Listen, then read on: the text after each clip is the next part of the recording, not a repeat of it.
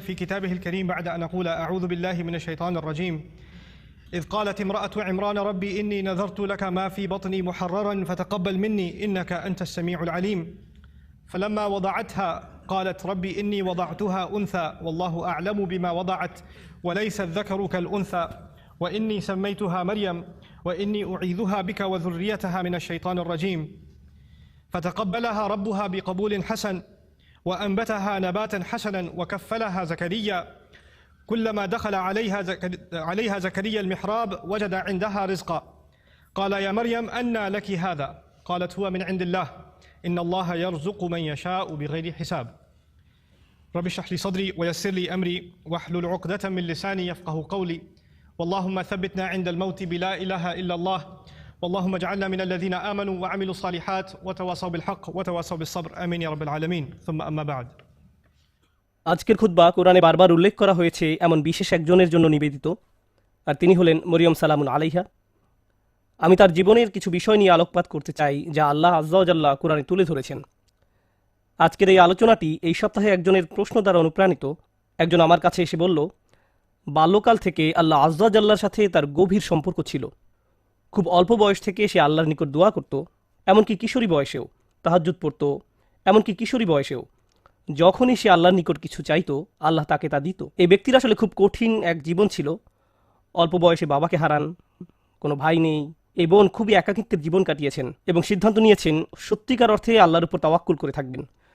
যখন সে এভাবে বড় হতে শুরু করলো, সে দেখতে লাগলো যখনই সে আল্লাহর কাছে কিছু চাইতো আল্লাহ অলৌকিকভাবে তার সকল প্রার্থনার জবাব দিত। যখনই সে আল্লাহর কাছে কিছু চাইতো আল্লাহ কখনো তার দুয়ার জবাব না দিয়ে থাকেননি। এভাবে সে আল্লাহর উপর নির্ভরতা এবং নৈকট্য বাড়িয়ে তোলে। যখনই তার কিছু দরকার হতো সে 2 রাকাত নামাজ পড়ে আল্লাহর কাছে তা চাইতো। তো তার আসলেই আল্লাহর সাথে খুব সুন্দর একটা কানেকশন ছিল। তাহলে এখানে প্রশ্ন কোথায়? প্রশ্ন আসে এই ব্যাপারটা থেকে যে সম্প্রতি তার জীবনে সে অপ্রত্যাশিত কিছু কঠিন সমস্যার মুখোমুখি হয়। তাই সে আল্লাহর প্রতি ইবাদতের পরিমাণ আরও বাড়িয়ে দেওয়ার সিদ্ধান্ত নিল, দুয়ার পরিমাণও বাড়িয়ে দিল, কারণ তার সমস্যা বৃদ্ধি পেয়েছে। সে ভাবলো সমস্যা যেহেতু বেড়েছে তাই আল্লাহর কাছে সমাধানের জন্য দুয়ার পরিমাণও বাড়াতে হবে। তাই সে এমনটা করলো। সে এত বেশি নামাজ পড়লো, এত বেশি পরিমাণে রোজা রাখলো যে জীবনে কখনো এত রোজা রাখেনি। আল্লাহর কাছে কাকুতি মিনতি করতো, কান্নাকাটি করতো, যেভাবে সে পূর্বে কখনো করেনি। কিন্তু সমস্যা আরও খারাপ হতে থাকলো, পরিস্থিতির কোনো উন্নতি হচ্ছে না। তখন সে মনে মনে ভাবতে লাগলো, মনে হয় আল্লাহ আমার উপর খুশি নয়, কারণ আগে আমি দোয়া করতাম আর সব দোয়ার উত্তর পেতাম। আমার আগে তো এই সমস্যা ছিল না। যখনই আমার কিছু দরকার হতো আল্লাহর দিকে ফিরতাম আর আল্লাহ আমার সমস্যার সমাধান করে দিতেন। কিন্তু এখন আমি দোয়ার পর দোয়া করেই যাচ্ছি, আল্লাহর কাছে ভিক্ষা চেয়েই যাচ্ছি, আমার সমস্যার কোনো সমাধান হচ্ছে না, শুধু আরও খারাপ হচ্ছে। এর কারণ কি হতে পারে? তার মাথায় এই ধারণা ঘুরতে থাকলো, নিশ্চয়ই আমি ভুল কিছু করেছি। আল্লাহ আর আমার দোয়ার জবাব দিচ্ছেন না, কারণ কোনো কারণে আমি অযোগ্য হয়ে পড়েছি। আল্লাহর ভালো মানুষের তালিকায় আমি আর নেই। আমি এই খুতবা দেওয়ার সিদ্ধান্ত নিয়েছি কারণ সমাজে এই ধরনের চিন্তা খুবই কমন, যা একজন মানুষের মাথা নষ্ট করে দিতে পারে। আমরা দোয়া করি আর আমরা আশা করতে থাকি আল্লাহ আজ্জা ওয়া জাল্লা আমাদের একটা উত্তর দিবেন, আল্লাহ আমাদের সমস্যার সমাধান করে দিবেন। মূলত 2 ধরনের দোয়া আছে আমাদের অধিকাংশের জন্য। আমি এমন দোয়া সম্পর্কে কথা বলছি যা আমরা নিজেদের জন্য করি। এক প্রকার দোয়া হলো আমরা আমাদের বর্তমান সমস্যা সমাধানের জন্য দোয়া করি। আমাদের সমস্যা আছে, কিছু পরিস্থিতিতে আটকা পড়ে গেছি, আমরা চাই আল্লাহ আমাদের আরও খারাপ কোনো সমস্যায় পড়ে যাওয়া থেকে রক্ষা করুন, আমাদের ভালো যা আছে তা যেন তিনি রক্ষা করেন ইত্যাদি। আর অবশ্যই আমরা আমাদের ভবিষ্যতের জন্য দোয়া করি, আমরা নিজেদের জন্য দোয়া করি, সন্তানদের জন্য দোয়া করি, এখন সবকিছু ভালো আছে, ইয়া আল্লাহ এভাবেই যেন থাকে। এই ধরনের দোয়াগুলো আমরা নিজেদের জন্য করে থাকি। যে বিষয়টির উপর আজ গুরুত্বারোপ করতে চাই, আগের একটি খুতবা এটা নিয়ে আমি কথা বলেছিলাম, কিন্তু আজকের খুতবাটি কিছুটা ব্যতিক্রম। এই জন্যই আমি মরিয়ম সালামুন আলাইহাকে বাছাই করেছি। শুরুতে সবাইকে একটা ব্যাপার স্মরণ করিয়ে দিতে চাই, আপনার দোয়ার উত্তর তাৎক্ষণিকভাবে পাওয়া যাক বা না যাক, এর সাথে আল্লাহ আপনার উপর সন্তুষ্ট আছেন কি না তার কোনো সম্পর্ক নেই। এর কোনো সম্পর্ক নেই তার সাথে। এই 2টার মাঝে কোনো সংযোগ নেই। আর যদি কোনো সংযোগ থাকতো তাও আপনি জানতেন না। কারণটা কি? আপনারা জানেন, আমরা সবাই জানি নূহ আলাইহিস সালামের কথা, যিনি খুবই স্নেহময়ী পিতা ছিলেন। তিনি দাওয়াত দিয়েছেন 950 বছর যাবত। কল্পনা করতে পারেন? আপনাদের কি মনে হয় তিনি তার সন্তানের জন্য দোয়া করেছেন? তিনি তার স্ত্রীর জন্য দোয়া করেছেন? নাকি তাদের ব্যাপারে কোনো পরোয়া করেননি? যিনি তার জাতির জন্য এতটা যত্নশীল হতে পারেন, তারা তাকে থুতু নিক্ষেপ করেছে, অপমান করেছে, তারপরেও তিনি আবারও তাদের কাছে গিয়েছেন। এভাবে 950 বছর যাবত। আপনাদের কি মনে হয় তিনি নিজের ছেলেকে উপেক্ষা করেছেন? নিজের স্ত্রীর কথা ভুলে গেছেন? তিনি তাদের জন্য বছরের পর বছর দোয়া করে গেছেন, তারা নিজেদেরকে পরিবর্তন করেনি। ব্যাপারটি কেমন নয়? তিনি কি নিজেকে এভাবে দোষ দিয়েছেন যে মনে হয় আমার দাওয়াতটা ঠিকমতো হয়নি, তো আমার আর দোয়ার প্রতি কোনো গুরুত্ব দিচ্ছেন না? আলোচনাটা এভাবে শুরু করার কারণ হলো ওই মানুষগুলো আমাদের চেয়ে অনেক উত্তম ছিলেন, তাদেরও একই রকম সমস্যা ছিল। এখানে এমন অনেক পিতামাতা আছেন যারা সন্তানদের জন্য প্রতিনিয়ত দোয়া করে যান, কিন্তু তারা দেখেন সন্তানরা ধর্ম ছেড়ে চলে যাচ্ছে, তারা অন্ধকার পথে হারিয়ে যাচ্ছে, আর তারা এটা নিয়ন্ত্রণ করতে পারছে না। নিয়মিত দোয়া করে যাচ্ছেন, কিন্তু দোয়ার কোনো উত্তর দেখা যাচ্ছে না, ফলে তারা হতাশ হয়ে পড়ছেন। আমি কি ভুল কিছু করেছি? আল্লাহ কেন উত্তর দিচ্ছেন না? আরে আপনি তো একা এমন পরিস্থিতিতে পড়েননি। আমাদের রসুল সাল্লাল্লাহু আলাইহি সাল্লাম প্রচুর দোয়া করেছেন। আপনার কি মনে হয় না যে তিনি তার চাচার জন্য দোয়া করেছেন, তার পরিবারের জন্য দোয়া করেছেন? আপনার কি মনে হয় না তিনি আবুল আহাবের কথা বিবেচনায় নেননি? যদি তিনি দোয়া করে থাকেন, তার সকল আবেগপ্রবণ দোয়া সত্ত্বেও আল্লাহ আয্যা ওয়া জাল্লা তাকে বলছেন, ইন্নাকা লা তাহদি মান আহবাবত। আমাদের মাঝে এমন অনেকেই আছেন, এমন অনেক সন্তানেরা আছেন যারা আশা করেন তাদের পিতামাতা বা বড়রা যদি আরেকটু ভালোভাবে আল্লাহর পথে চলতো। এমন বহু তরুণ তরুণীর সাথে আমার কথা হয়েছে যাদের পিতামাতা ভয়ঙ্কর রকমের পরিষ্কার হারাম ব্যবসায় জড়িত। সন্তানেরা, তাদের ছেলেমেয়েরা তাদের বলছে, প্লিজ এই ব্যবসা থেকে বের হয়ে আসেন, আমি আপনাদের উপর নির্ভরশীল, আর আমি তো এই মুহূর্তে আমার পরিবারের জন্য আয় করার অবস্থানে নেই, কিন্তু আপনারা যা করছেন তা ভুল। তখন সন্তানদের বলা হয়, তোমরা পিতামাতাকে অসম্মান করছো, তোমাদের তো পিতামাতার সাথে তর্ক করা উচিত নয়। এই ক্ষেত্রে ব্যাপারটা সম্পূর্ণ উল্টো, যে সন্তানেরা পিতামাতার হেদায়েতের জন্য দোয়া করছেন, কিন্তু পরিস্থিতির কোনো উন্নতি হচ্ছে না।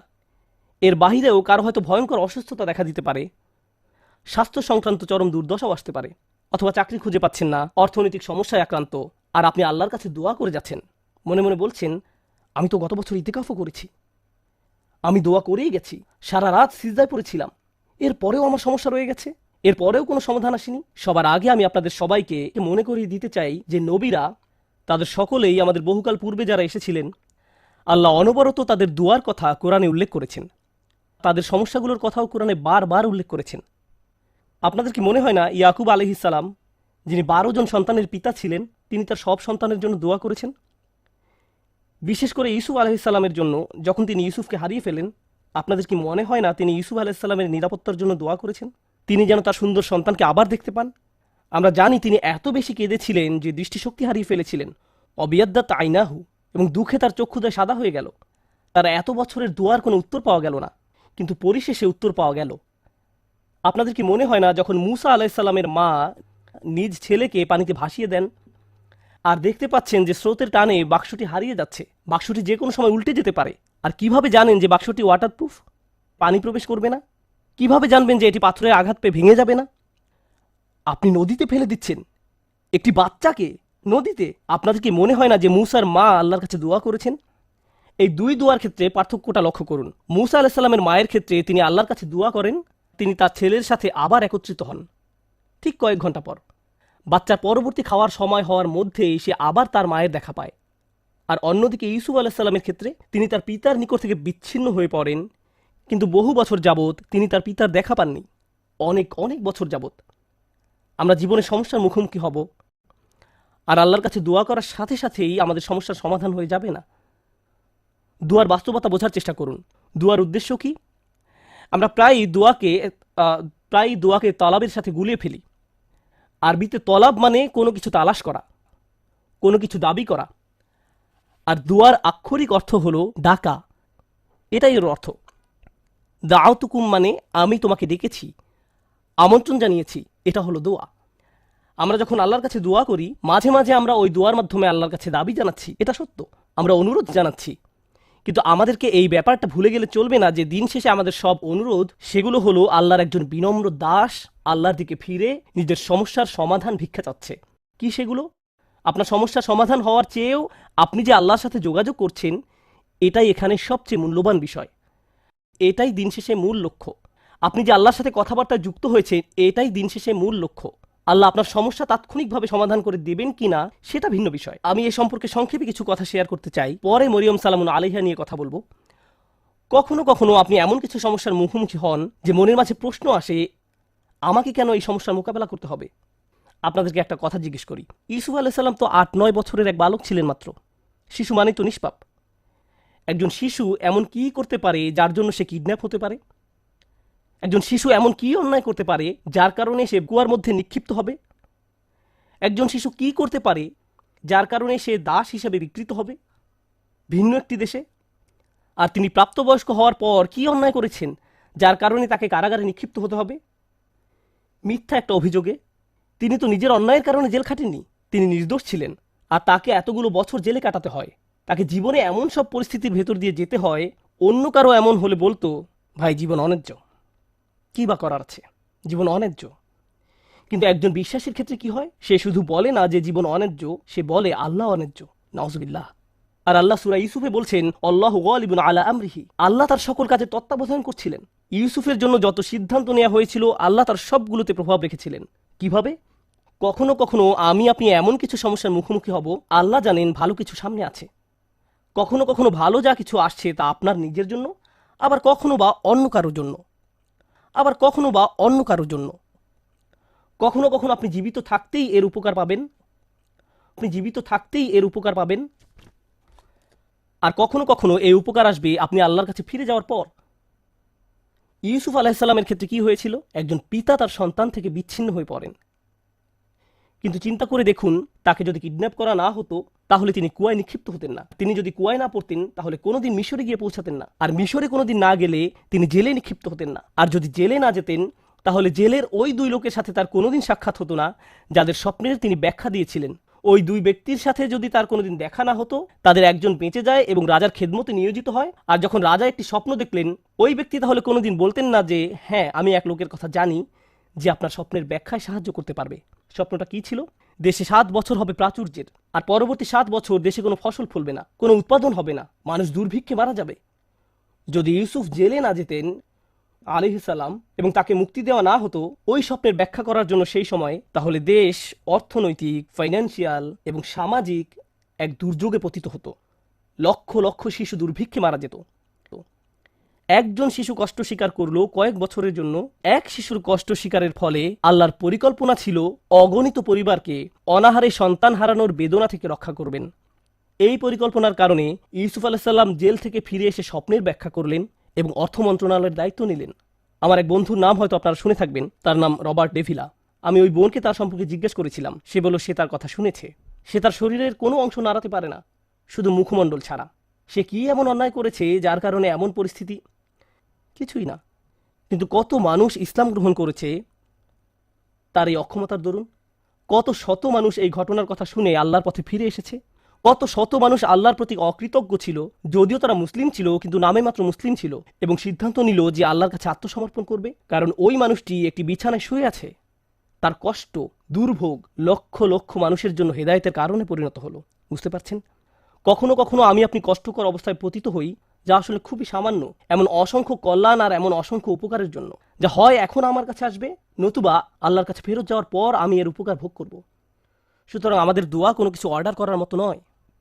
যখন ওই বোন আমাকে তার সমস্যার কথা বলছিল, সাথে সাথে আমার মরিয়ম সালামুন আলাইহার কথা মনে পড়ল। কারণ মরিয়ম সালামুন আলাইহার ক্ষেত্রে এমনকি ছোট বয়সেও তার জন্ম আশ্চর্যজনক। তার জন্মের কথা কোরআনে উল্লেখ করা হয়েছে। খুব বেশি সংখ্যক মানুষের জন্মের কথা কোরআনে উল্লেখ করা হয়নি। মা একটি ছেলে সন্তান আশা করেছিলেন, কিন্তু তার একটি মেয়ের জন্ম হলো। আর আল্লাহ বলেন, ওয়ালাইসা যাকারু কাল উনসা, যার অনেকগুলো গভীর অর্থ রয়েছে। আমি এখন শুধু একটি অর্থ হাইলাইট করছি। এই মেয়েটি অন্য কোনো ছেলের মতো নয়, এই মেয়েটি স্পেশাল। প্রসঙ্গত, দয়া করে এই কথাগুলো মনে রাখবেন। পরের বার আপনাদের কেউ যদি সন্তান সম্ভব হয়ে থাকেন, আপনি আশা করছেন, আপনার মা আশা করছে, আপনার চাচাতো ও খালাতো ভাই বোনেরা আশা করছে একটি ছেলে শিশুর জন্ম হবে, কিন্তু একটি মেয়ের জন্ম হলো, তখন মনে রাখবেন আল্লাহ মরিয়ম সালামুন আলাইহার জন্মের মতো কারো জন্মের কথা এভাবে হাইলাইট করেননি। মেয়ে সন্তান পাওয়া সম্মানের, মেয়ে সন্তান পাওয়া আল্লাহর একটি উপহার। মেয়ের জন্ম হলে অসন্তুষ্ট হওয়া আসলে মুশরিকদের বৈশিষ্ট্য। আল্লাহ মুশরিকদের সম্পর্কে বলেন, যল্লা ওয়াজহুহু মুসওয়াদ্দান ওয়া হুয়া কাযীম, তাদের কাউকে যখন কন্যা সন্তানের সুসংবাদ দেওয়া হয় তখন তার মুখ কালো হয়ে যায়, সে অন্তর্জ্বালায় পুড়তে থাকে। মেয়ে সন্তান পাওয়া আল্লাহর পক্ষ থেকে আশীর্বাদ এবং সম্মান। মেয়ের জন্ম হলে যদি অসন্তুষ্ট হয়ে পড়েন, তাহলে আপনি শুধু আল্লাহর উপহারেরই অসম্মান করছেন না, আপনি কুরআনের আয়াতকেও অসম্মান করছেন। এই কথাগুলো মনে রাখবেন। এই শিশুর জন্ম হলো, তাকে আসলে বিশেষ একটি জায়গা দেওয়া হলো। তখনকার সময়ের কেন্দ্রীয় মসজিদে জাকারিয়া আলাইহিস সালাম তার দেখাশোনা করতেন। আর যখনই তিনি তার খোঁজ খবর নেওয়ার জন্য আসতেন, কারণ মরিয়ম আলাইহিস সালাম আল্লাহর ঘরে থেকে আল্লাহর ইবাদতে নিজেকে উৎসর্গ করলেন। কুল্লামা দাখালা আলাইহা জাকারিয়াল মিহরাব ওয়াজাদা ইনদাহা রিজকান, যখনই জাকারিয়া মেহরাবের মধ্যে তার কাছে আসতেন, কিছু খাবার দেখতে পেতেন।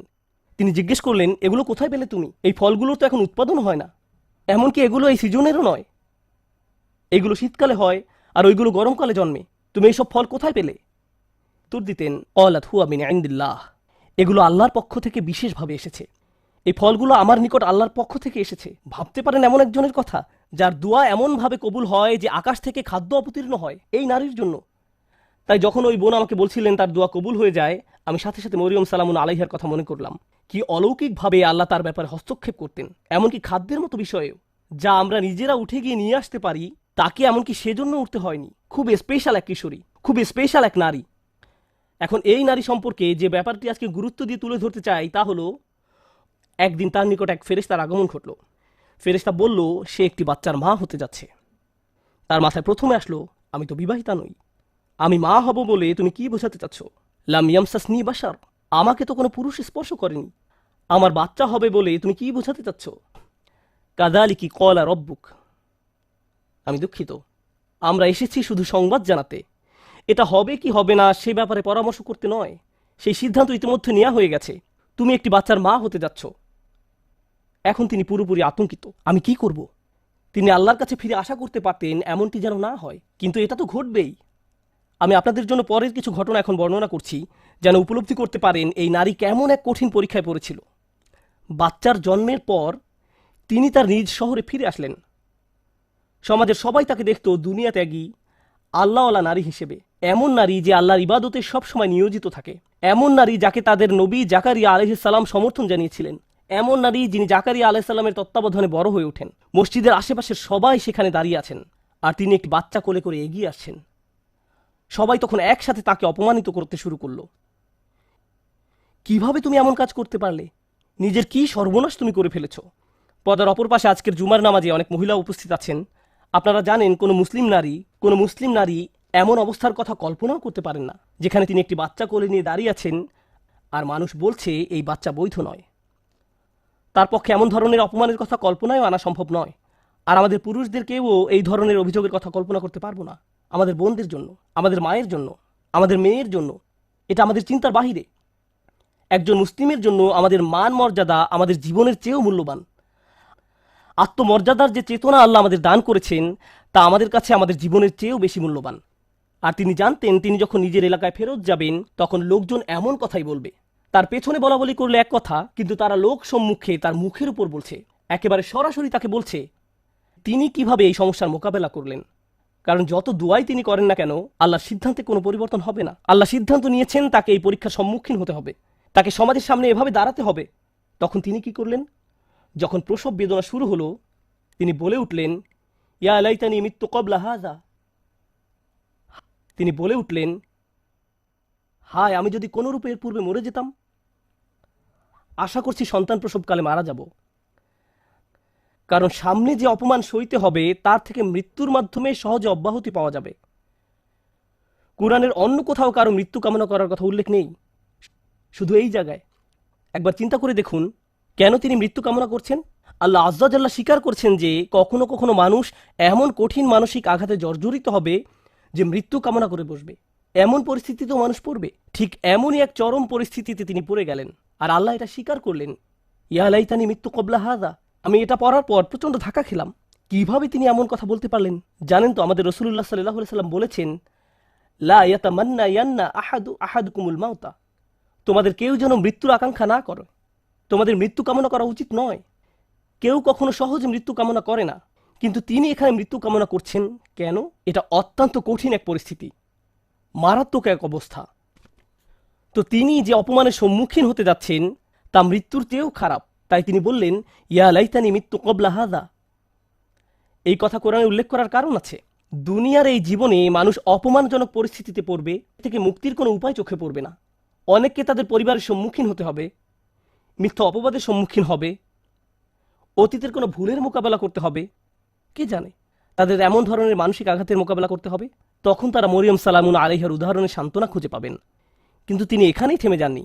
তিনি বললেন, ওয়াকুন্তু নাসিয়াম মানসিয়া। নাসিয়ান মানসিয়া খুবই অসাধারণ শব্দযুগল। তারা বলে ফাল ও ফিল এবং এই দুইটি ওজন।